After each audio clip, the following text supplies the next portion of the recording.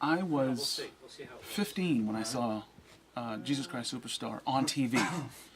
And I was actually ended up being in the show as Judas and also playing Simon Zealot. And I thought to myself, man, it would be great to like do a show that would be like a part 2. So this is this is a true story. So I was thinking and I was sleeping and I was like, man, what would be part 2? And you're talking about a 16, 17-year-old.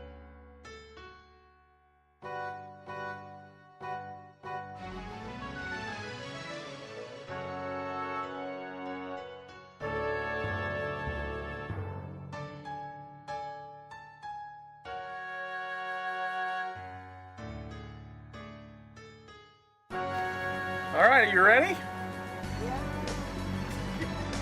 Deal your foolish head inside, make this task appeal.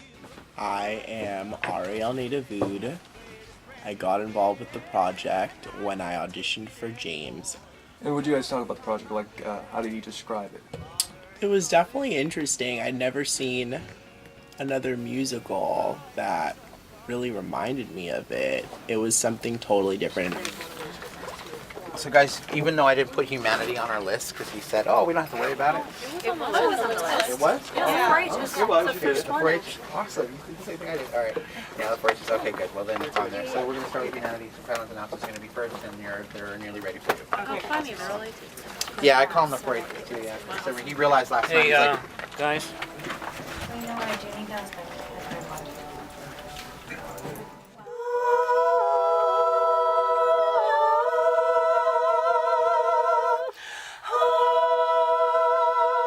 It is about, the musical in itself generally is about the second coming of Jesus Christ.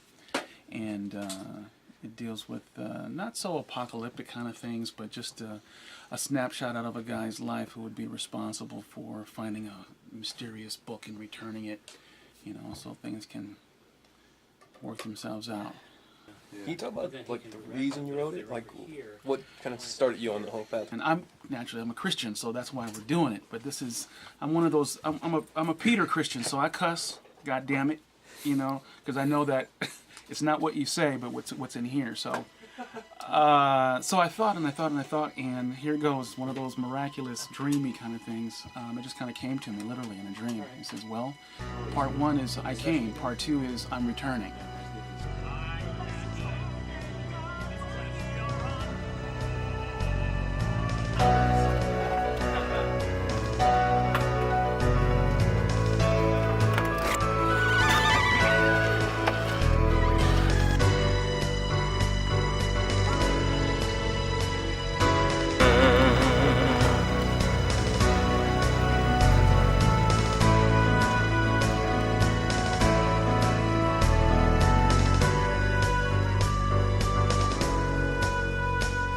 You're a fool, dear priest man.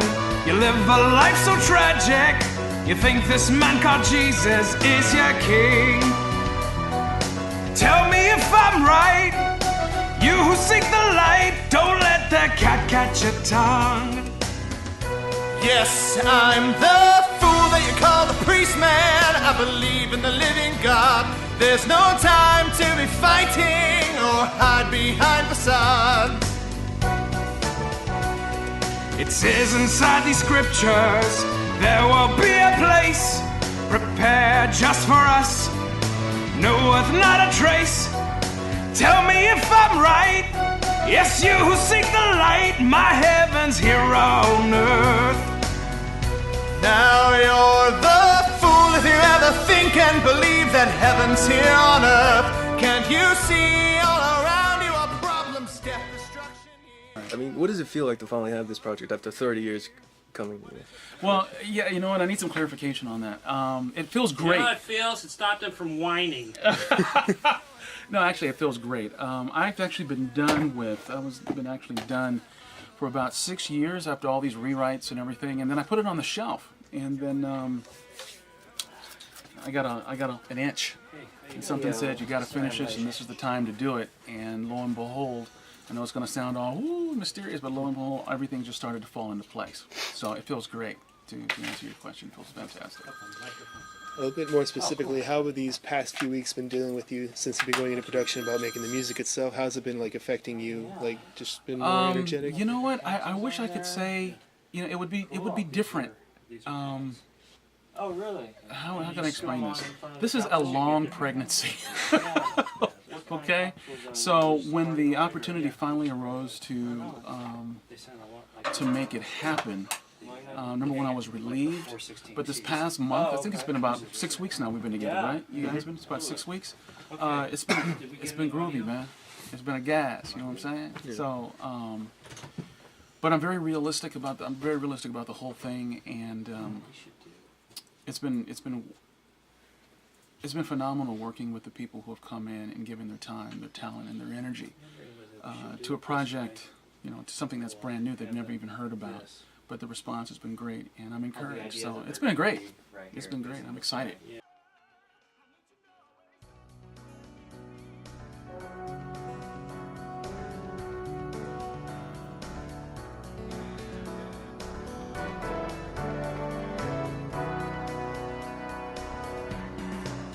In the recesses of their minds, they find themselves struggling behind evil's empty shells, martyred by ambition and blinded by their greed. Indeed, they find the mother of invention makes the best machines, yet how can they...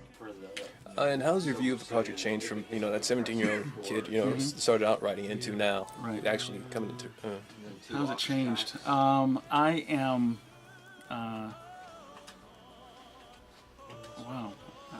Because obviously you see it differently. You're a father now. Yeah, I got 3 kids. Yeah,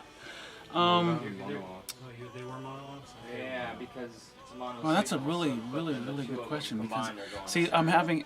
At 49, I'll be 50 next year. At 49, you ask me a question that forces me to go back to a 17-year-old mind, and I can't do it. There's no possible way. All I can tell you is that then everything was possible. Now I know everything is possible, but then I was a novice. You know, I believed I could be Spider-Man. I mean, I could be Superman. I'm just gonna do this. You know, I got a barn. My aunt's got a, you know, sewing machine. Let's do a show. And now I realize that it's a group effort that makes anything come to bear. When you have many, Solomon says, when you have many counselors, you have lots of advice, then good things happen. All projects come to fruition, and that's what I've seen at this point. So.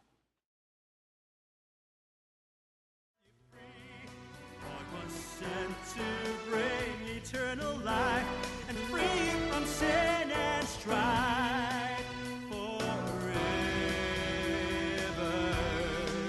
Hold on, hold on, hold on. I'm coming back to you. Hold on, hold on. I'm coming back to you.